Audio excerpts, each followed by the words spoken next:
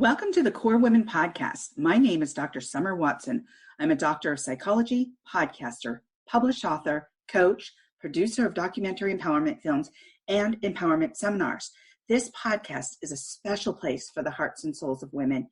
It is a place where women share their journeys, strength, resiliency, strategy, and passions. Today on the show, I would like to welcome Sandra Stosz, retired U.S. Coast Guard Vice Admiral, graduate of the Coast Guard Academy, author. She holds 2 master's degrees, recipient of 2 Coast Guard Distinguished Service Medals, 3 Legion of Merit Medals, and 4 Meritorious Service Medals. In 2012, Newsweek's The Daily Beast named her one of the 150 women who shake the world. Following retirement from the Coast Guard, Sandra established her business, Sandra L. Stosz, LLC, focused on leadership and leader development. She is also the author of Breaking Ice and Breaking Glass, Leading in Uncharted Waters. We have so much to talk about. Let's get right into this and welcome. Thank you very much. I really appreciate being on this show, Summer, and I'm honored to be here. Oh, thank you so much. So before we jump right into your professional background, because it is an amazing background, can you give us a bit of a glimpse into your upbringing, where you grew up, how you developed your passion for the Coast Guard, and truly being a model of leadership?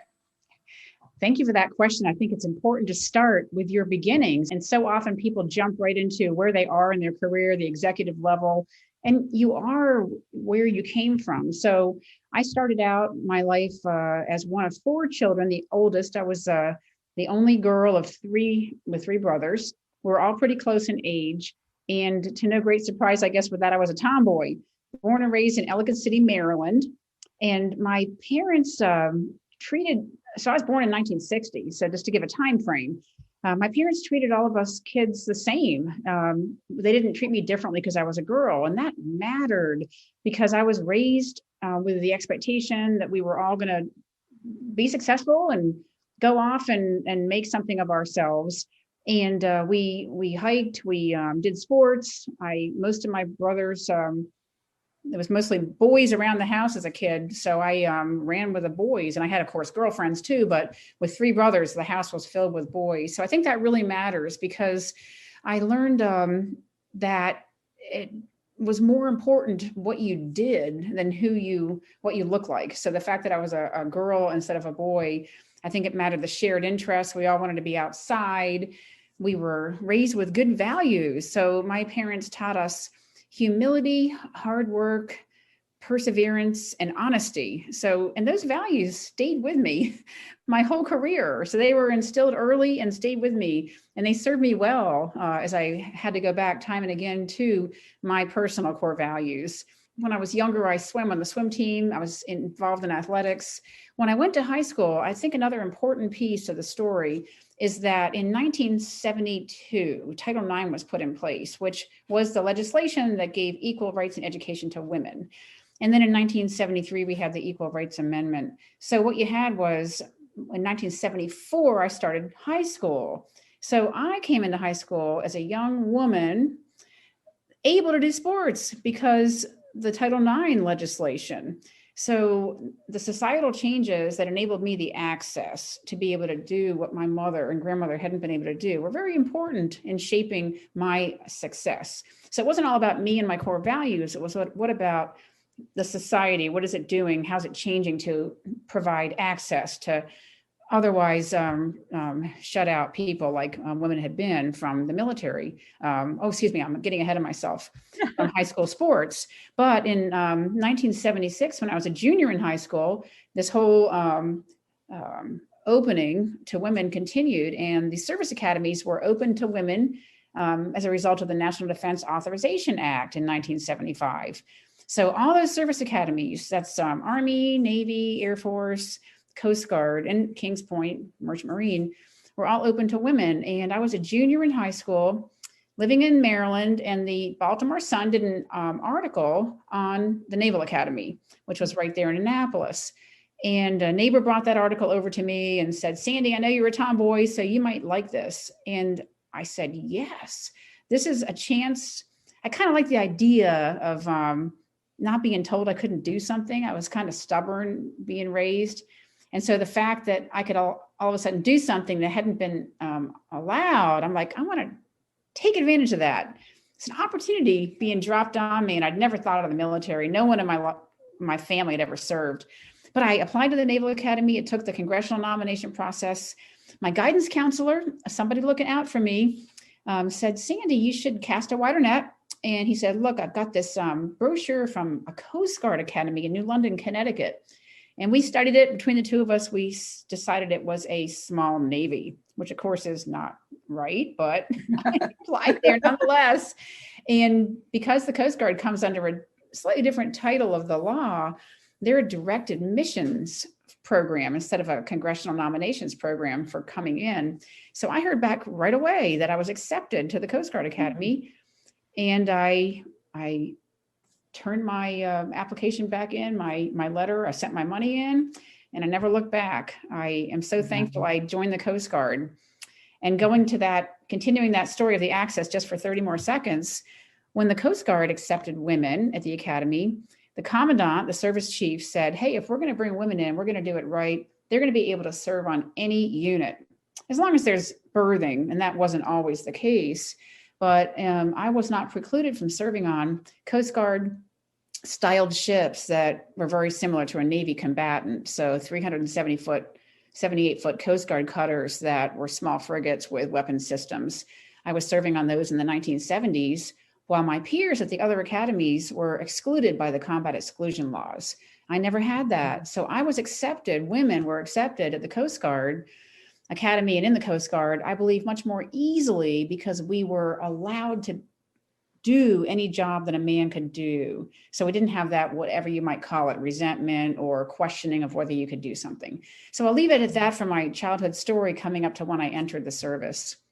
Oh, fantastic. Wow, that is an incredible story. And I love that you touch on values, because values are so critical when you're really trying to find out what your launching point is. And when you use those values and you align with those values in regards to who you pair with is in a relationship, your job, what you're looking at as a career is so critical. So let's jump into your professional background. You have touched on that a bit, but let's jump more deeply into that. Sure. Now, I am a little bit concerned that my professional career spanning 40 years could take 40 minutes easily. Oh, easily. It can take a couple of days, quite frankly, but let's give a quick overview of your career in the Coast Guard, and then we'll get to what you're doing today. Absolutely. And I'll condense it to one of those little links that you put on LinkedIn or something. So So I went to the Coast Guard Academy and entered in 1978 with a third class of women. So one of the first women to come through. When I went, there were only 5% women at the entire academy. And so we were definitely in the minority. When I graduated 4 years later and went to my first ship, it was an icebreaker. So I started out on polar icebreakers, big ships, 300 or 400 feet long, because I was on two of them, Glacier, and then following that, the Polar Star. And on both those ships, I sailed to Antarctica to do scientific missions down there in Antarctica, the South Pole, to do science missions with National Science Foundation and to support the Navy's missions down there in Antarctica. So that was 3 years of just an amazing adventure for a young woman to come out of her college time, which was the Coast Guard Academy, and go on such an adventure. And that's what I'd hoped for when I joined the Coast Guard, is some of the adventure, something more than going to a regular college and going to work in some field.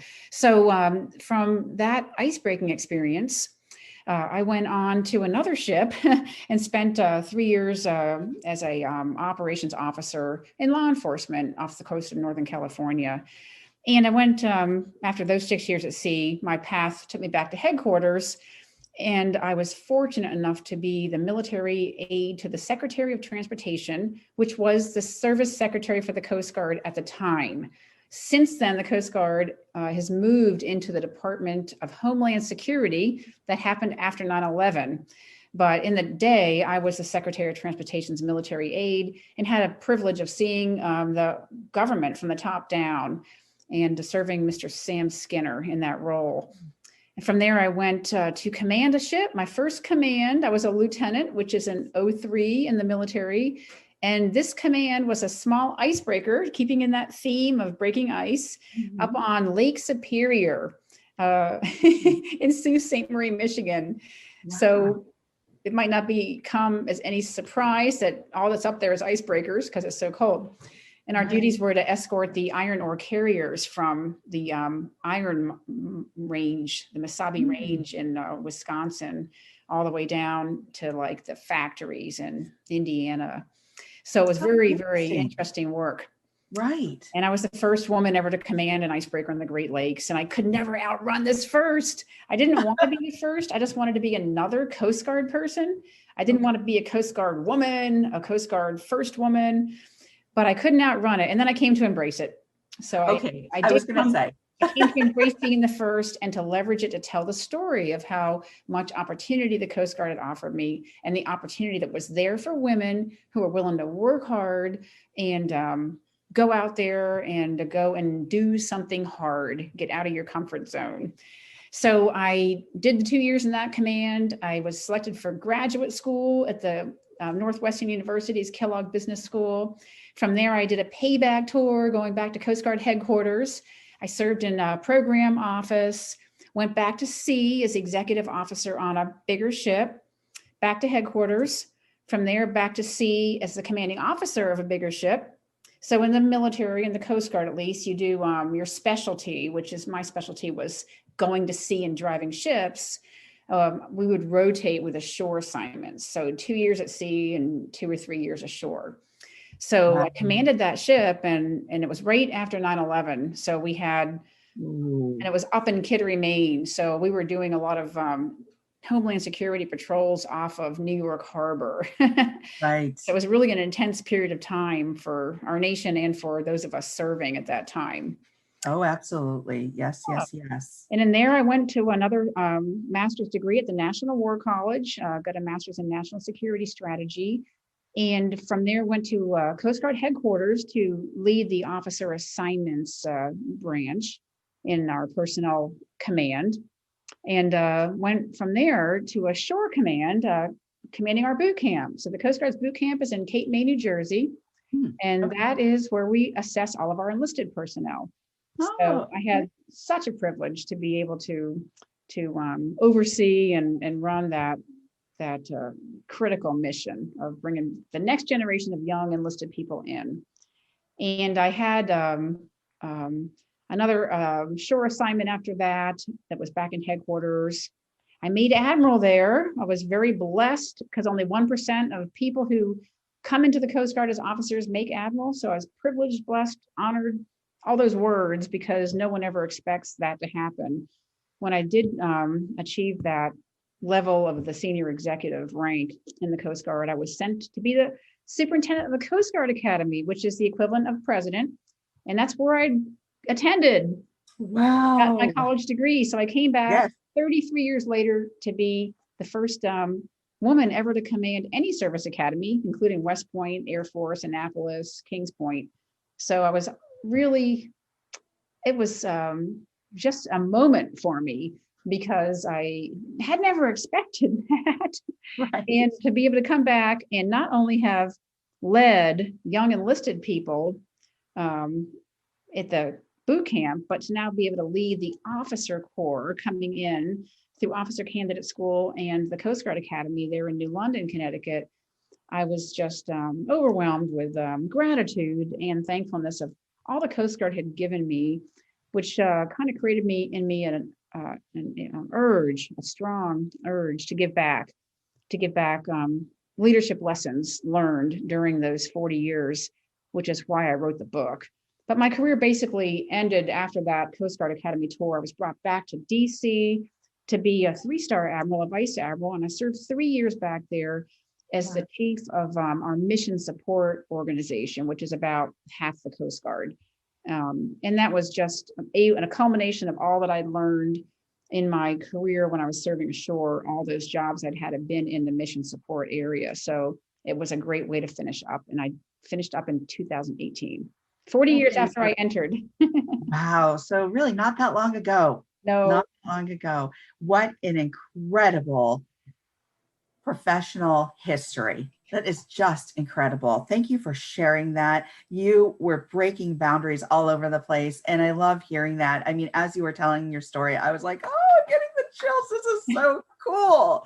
Listen to all that she's done. And, it really starts with, I truly believe, with that whole foundation of your values. And really, as you well know, there are quite a few more men in the service overall. And there's quite a few more men in the Coast Guard than women, where there's about 15% of the Coast Guard's active duty are women. And then 85% of those active duty, give or take, are men. So for that reason, did you ever encounter any challenges, and how did you overcome those challenges?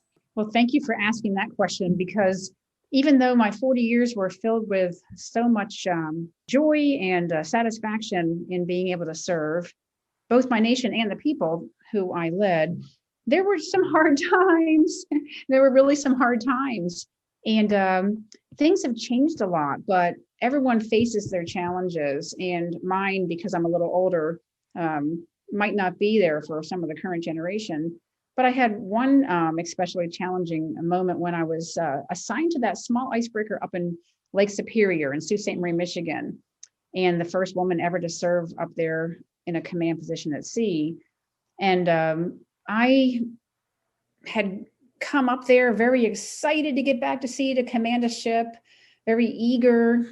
And I was naive. I was young and naive in my late 20s. I saw the best in everything and everybody, which is a positive way to live, but it can be challenging when you get slammed down. So my boss was a really old Coast Guard captain, so very senior. I was only a lieutenant, which is an 03, and a junior officer. He was an 06 and a senior officer. And he was in charge of the entire shore facility and all the ships that were assigned to it. So he took one look at me, and I've been coming to that unit from my job as aide to the service secretary. And he said, well, you're just the secretary's fair-haired golden girl. We'll see how long you last here.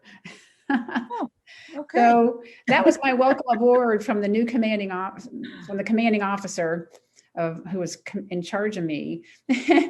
And the good thing was, though, so I want to make this point very clearly.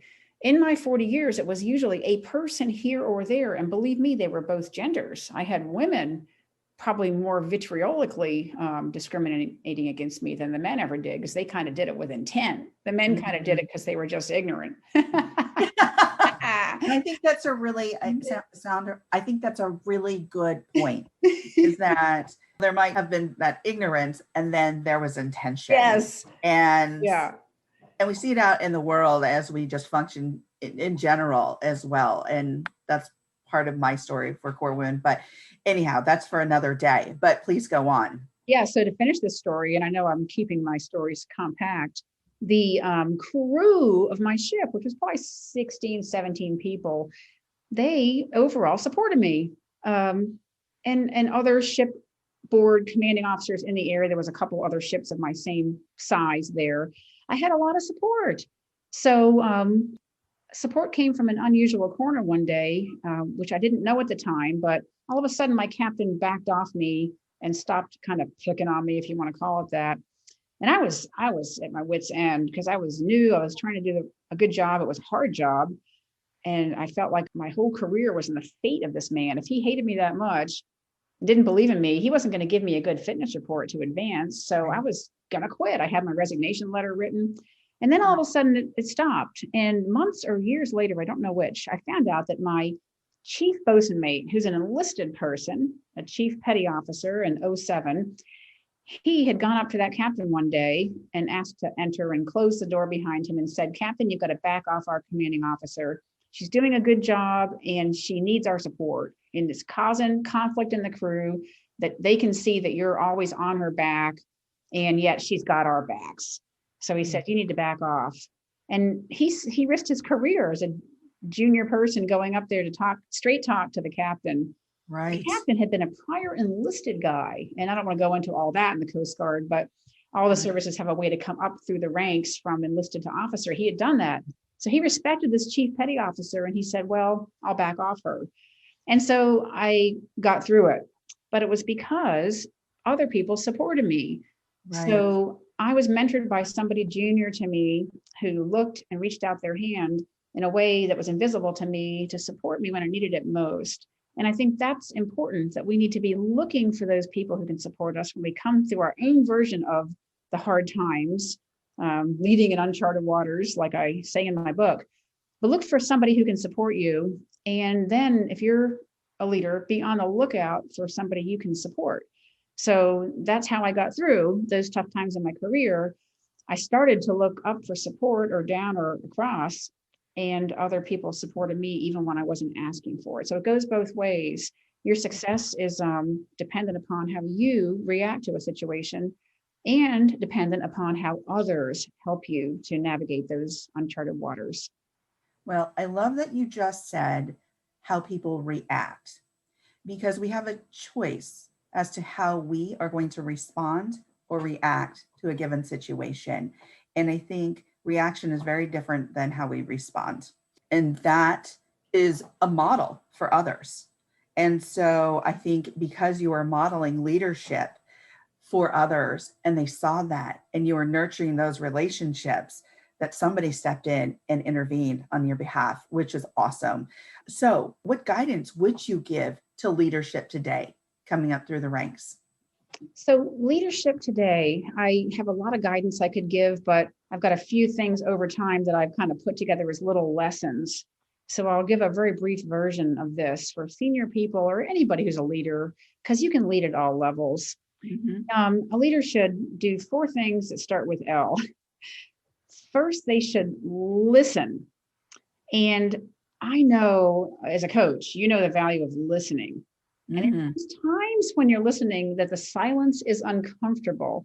And how many times have we been in conversations and meetings where there is no silence because people are sitting there and instead of listening, they're formulating their own response. The minute somebody looks like their lips are stopping their sentence, they jump in because they want to say what they've got to say.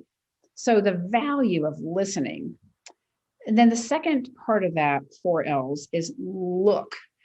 Look around when you're in a job. That means get out of your office and go walk around and visit your employees. Now, this can be really hard in a virtual world, and I haven't really thought it through. But I spent my career on ships and in offices. And if you isolate yourself in an office, you're not going to know what's going on. And that's something people who are Zooming all the time now and other kinds of virtual work are going to have to really tackle. So I'd get out and look around my workspaces. I would meet people where they were. I would be able to catch them doing something right. And I'll give you an example of that real quick. So when I was captain of that little 140-foot icebreaker on Lake Superior, I was brand new. And I spent a night late there in my first week or two, and I walked around the ship and went down to the engine room, and there was only like 2 people on board the ship after hours. They're the watchstanders. So this young junior fireman who was like an E2 was down there on the deck plates of the engine room cleaning something. He was sitting on the deck plates cleaning a piece of machinery. And so I was walking by, I almost got ready to walk by him, just making my rounds. And then I thought, no, I'm going to squat down here and ask him, what are you doing, Fireman Smith? And he says, oh, ma'am, it's nothing important. I'm just cleaning this oil filter. And I said, well, show me. And he perked up a little and he showed me a little bit about it. And I says, you know what? If you weren't cleaning that oil filter, that ship wouldn't be getting underway. We wouldn't be doing our mission. And I went home and didn't think anything of it. I came back the next day and on my door, I hear it's my engineer officer. He's like, well, I guess you don't need me. You've got Fireman Smith telling you everything about the ship. And so Fireman Smith had gotten up that next morning and been bragging on the mess deck about how the captain said that his job was the most important one on the ship because he was cleaning the oil filter. So the good news is I empowered Fireman Smith, whose name has been changed, by the way, just because I can't remember it all those years back. And the good news is that I empowered Fireman Smith. The bad news is I didn't tell his boss anything about my act of empowerment And I was going on the 1 Minute Manager book by Kenneth Blanchard all those years ago. Catch your people doing something right. And I thought, I succeeded. I caught people doing something right. But I didn't tell my EO, who then was thinking that I was going around behind his back and asking his subordinates all the questions I needed. And I'm like, no, EO, I just was trying to empower people and be that kind of a good leader. And he says, yeah, but you left me out. So that's an important lesson. So listen and look. And then what you do is you learn from all that. And you have to learn. You can't just do the listen, do the look, and then it goes nowhere. You got to learn. I'll leave that at that because that could be a whole nother lecture. But then after that, listen, look, learn, and lead. Only then can you lead. I think if you haven't done those three things, you're never going to be able to build the trust and earn the respect. So listen, look, and learn means that you're building trust and earning respect with your people, and you will be the leader they want to follow if you do that. Oh, those are fabulous nuggets. And yes, each one of those can be, and I'm sure it will be, a course because they're so important. I mean, reflective listening is critical to understanding what's going on around you and really understanding what it means to listen. What is reflective listening? That's another course. So thank you for that. I really appreciate that. Now, being a military spouse for 21 plus years, how did you go about supporting military families? Very good question, because our military families are as important as our military members. And I know that for a lot of reasons, but partly because my spouse, my husband, is prior Coast Guard, and he retired after 27 years and then followed me around. So he followed me around for 13 years or so as the male spouse. So he was the first male spouse ever anywhere that we went to. So it wasn't just me breaking ground. My poor husband got dragged into it. So when I first took over the recruit training center, the boot camp in Cape May, we were brand new. I was the commanding officer and my husband was my spouse. And he was a prior mechanic. So he was a mechanic guy, a macho guy and everything.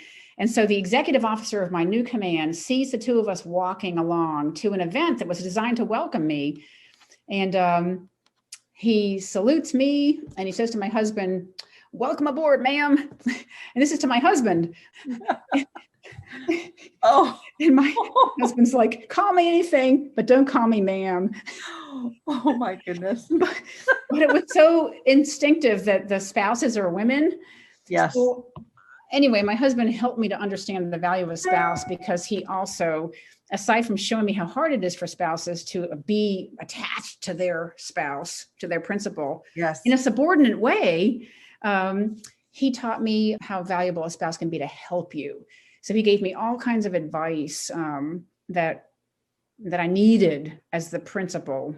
And he was behind the scenes, really my rock. And that happens to everybody in the Coast Guard who's got a good spouse behind them and good families, whatever that family unit looks like. So yeah. I learned many ways how important spouses were. We included them in my commands where I served as commanding officer. We valued them as much as we did the members. And I will say that what I learned from the spouses is that they did just want to be acknowledged and valued for who they were as individuals, as opposed to just being an attachment of their spouse who was the active duty member. right. And I love that, because as a military spouse for 21 years and having followed my husband around the country, as well as lived out of the country in Okinawa, Japan for 3 years. And during that time, he went to war for one of those years. And I was there in Okinawa and he was at war. I felt like I was pulling duty. And before we ever went to Okinawa, I was finishing my doctorate. And I had a whole life and a whole idea of where I would be and going up the ranks myself. And that just didn't happen. So many times spouses do put aside their own goals because they do want to support their family. They do want to support the functioning of that service member, because when the service member is not doing well, that also means that they're taking that into their job. And so we want to be good ambassadors. We want to be great in regards to supporting that military member, which is our spouse. And yet we're still putting potentially some of our own goals aside because of the support of our nation, the support of our spouse, so it's incredible what spouses do and what families do, kids, Absolutely. So, oh my goodness. And just knowing the history of how we were perceived from way back when in Civil War days, spouses being on the field with their military members just to feed them without getting any subsidies or anything. It's interesting, that history and knowing that history. So, and where we've come, where we are now. So I'm glad to hear that you were in support of the military family, and thank you for that. So you've done so much in regards to defining leadership and modeling leadership, and now you have retired from the Coast Guard. Tell the listeners a little bit about your company. Oh, well, I run Sandra L. Stosz, LLC, but really the business of that company right now is my book. So I've got this forthcoming book that's going to be out on June 1st called Breaking Glass, Leading in Uncharted Waters, as you mentioned earlier. I also started a blog to accompany that book. It's called Leading with Character, and that blog is going to be published every week by Homeland Security Today. It's a trade publication. So I'm excited about that partnership. Yes. And I am a member of 6 different volunteer boards and advisory councils. So my goal in retirement from the Coast Guard is giving back. And I'm not working for pay anywhere. The proceeds from my book will all be donated to the Coast Guard Academy Institute for Leadership. Oh, and that's where I learned my leadership as a young cadet. So I am looking at ways I can volunteer and give back. As I said earlier, it became a burning passion to give back because I feel like the Coast Guard instilled in me those core values, not just my childhood core values that were affirmed in the Coast Guard, but the Coast Guard has rock solid core values of honor, respect, and devotion to duty. And they gave me so much in 40 years, and the least I can do is give back. So I do that today. Well, thank you for that. And thank you for all that you're doing in community. And I can't wait for Breaking Ice and Breaking Glass, Leading in Uncharted Waters to come out soon. And it should be out for pre-order when? It should be pre-order at end of March, 1st of April. Okay. Well, my last question is, if you were to leave the listeners with some words of wisdom, what would they be? Words of wisdom, to me, that means something short and sweet. So I'm going to say something that served me well from childhood all the way up through my 40 years in the Coast Guard was hard work plus perseverance equals success. And it's not that easy. Those are 3 words, and it looks simple. There's a lot of meat in hard work plus perseverance to equal success. But anyone who wants to succeed needs to start there. The hard work is critical, and there's a whole movement that you might think about here and there in society that hard work is overrated, that we should be able to get where we're going to go just because we know somebody. Hard work. I don't think that'll ever go away. And the perseverance is key because I saw so many people over the course of my career sprint out to work hard, but they gave up at the first sign of obstruction. Like I would say, navigating in uncharted waters, the first iceberg they came to, they just gave up and looked for a new course, and they start all over again with something new. And they do that for too long, and they lose focus. So persevering through the obstacles, looking for the challenges in the adversity, and just taking that whole journey of life one day at a time, 1 week at a time, that's perseverance. And that's the only way you're going to ultimately succeed, is the combination of hard work plus perseverance. Oh, thank you for that, Sandra. And thank you for joining me on the Core Women podcast today. Thank you, Summer. It's been my privilege. Absolutely. If you would like to connect with Sandra Stosz, you can reach her at sandrastosz.com. If you need a strategic empowerment coach, contact me. If you want to tell your story of empowerment or how you have reconstructed your life to drive change, send me a video or an email of your story, providing permission to use it on my social media platforms. If you want to be featured on my podcast, reach out to me at info@corewomen.com. I want to hear from you and to get to know you. You are now part of the Core Women home. Let's get to know each other. Let's learn from one another. Please follow Core Women on Facebook, Instagram, and Twitter. Please let your women friends know about this podcast. If you write about Core Women in your social media posts, please hashtag Core Women. This is all about women. Thank you for taking the time to learn more about Core Women, and please stay tuned for continued growth of the Core Women movement. Let's grow and drive change together.